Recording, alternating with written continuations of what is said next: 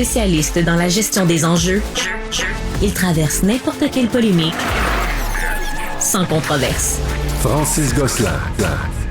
C'est presque une vieille nouvelle, mais ce qui est le fun avec le recul, c'est qu'on peut tout savoir. L'annonce du colistier de Mme Harris, Tim Walz. Jérémy Guillot, on s'est vu plus tôt cet été, analyste politique. J'avais bien aimé notre échange, donc je me suis dit, on va réinviter Jérémy pour parler de cette annonce importante. Un colistier qui... je sais pas s'il est sorti de nulle part, mais moi, j'avais peu entendu son nom là, avant son entrée en scène hier. Déjà, a priori, qu'est-ce qu'on pense de Tim Walz? Très peu connu à l'extérieur de son propre État, ouais. Gouverneur du Minnesota, un État qui est particulièrement à gauche pour les États-Unis. Tim Walz s'est fait connaître dans les dernières semaines, notamment sur les réseaux sociaux, avec sa fameuse ligne He is weird, en parlant des gens étranges. Ouais. De Donald Trump. Donc, Tim Walz, c'est un candidat un peu atypique. C'est un vétéran, un coach, un entraîneur de football, un professeur et plus récemment gouverneur du Minnesota. Donc, c'est aussi quelqu'un qui a grandi sur une ferme. C'est quelqu'un qui vient compléter Kamala Harris d'une très belle façon. Madame Harris, elle est forte, on le sait, dans les grandes villes, sur la côte Est, sur la côte Ouest. Elle parle à une certaine élite, elle représente la diversité visiblement également. Tim Walz, pour lui, vient chercher quelque chose que Mme Harris n'était pas capable jusqu'à présent d'aller chercher comme électorat, l'électorat de l'Amérique du Centre, les États du Centre, les États plus ruraux. Tim Walz est capable, à sa façon, d'aller les chercher, et ça, même s'il est franchement plus à gauche que certains autres candidats. Ben, parlons-en justement de ce spectre politique. Certains diront, là, puis les républicains ont déjà commencé à utiliser évidemment ces lignes-là, mais que M. Walz est à gauche. Là. Il ne le nie pas lui-même, mais l'est-il trop? C'est-à-dire que par rapport à Kamala Harris, même on regarde un peu ce qu'il a mis en place comme gouverneur, c'est quand même, puis encore une fois, des mesures qui au Québec nous paraissent qui sont très similaires banales, à ce qu'on a ici. Oui, exactement, mais qui aux États-Unis sont du socialisme presque. Des mesures liées à l'école publique, à le soutien, les jeunes familles, tout ça. De ta lecture, est-ce que c'est, entre guillemets, trop à gauche? Je veux dire, si on se représente l'électorat américain, est-ce que ça peut en faire fuir, qui était peut-être plus de centre? Comment on doit lire cette nomination? C'est certainement que ça peut peut-être faire fuir un électorat qui est un peu plus progressiste, mais qui est un peu plus centriste. Par contre, est-ce que ça va être assez? Bon, seul le temps le dira. Ce que les démocrates semblent avoir fait comme pari, c'est surtout un pari d'image et de contraste. Je ne sais pas si vous avez écouté le discours de M. Walz hier en Pennsylvanie. C'est un orateur éloquent, il est très bon, il assume, il a une histoire personnelle qui lui permet de défendre ce côté plus à gauche de façon très authentique et très peu moralisatrice, qu'on reproche des fois à un Justin Trudeau qui nous fait toujours la morale ou à un Gabriel Nadeau-Dubois qu'on a toujours l'impression qu'ils ont la vérité absolue. Puis qu'ils sont au-dessus de nous presque, là, c'est nous les fautifs, et si seulement on était à leur hauteur. Tim Walz a une approche beaucoup plus terre-à-terre dans sa façon d'être à gauche, si on veut. Il est le premier à dire qu'il met au défi n'importe qui de venir à la chasse à la perdrix avec lui, mais en même temps, il est pour plus de réglementation sur les armes à feu. Il a lui-même été enseignant à l'école publique, sa femme est enseignante à l'école publique, donc c'est des histoires qui se complètent très bien. Il a une belle façon de le présenter. Moi, ce que j'ai d'abord retenu dans l'annonce, c'était un peu le lancement de campagne officiel de Mme Harris, qui est officiellement candidate. Depuis quelques jours à peine, d'ailleurs. Là, je veux dire, l'officialisation de sa candidature date de quelques jours. De quelques jours. Elle a son colistier. Donc, c'était un peu le lancement de campagne en Pennsylvanie. Monsieur Walz, c'était l'annonce de la journée, bien évidemment, parce que, il était dans la courte liste, mais en même temps, la majorité des observateurs s'attendaient à ce que ce soit le gouverneur Shapiro qui l'emporte. C'était ma prochaine question, justement. Josh Shapiro, quand même, on pourrait dire presque un ténor, beaucoup plus connu du grand public à l'échelle nationale. Pourquoi pas lui? Certaines personnes pourraient dire qu'il y a peut-être une meilleure énergie avec M. Walz. Moi, ma vision... complémentarité. Okay, Moi, ma vision peut-être un peu plus cynique, c'est que M. Shapiro aurait aussi menacé le leadership de Kamala Harris. Ouais. Et ce qu'on essaie de... M. Shapiro aussi, c'est un ancien procureur d'État comme Kamala Harris. Peut-être qu'il parle un peu moins à un groupe de personnes que M. Walz est capable d'aller chercher.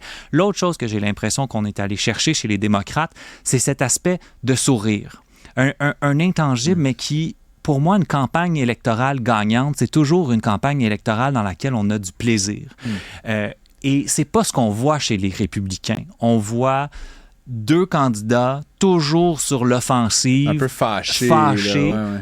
Alors, on essaie de faire un contraste.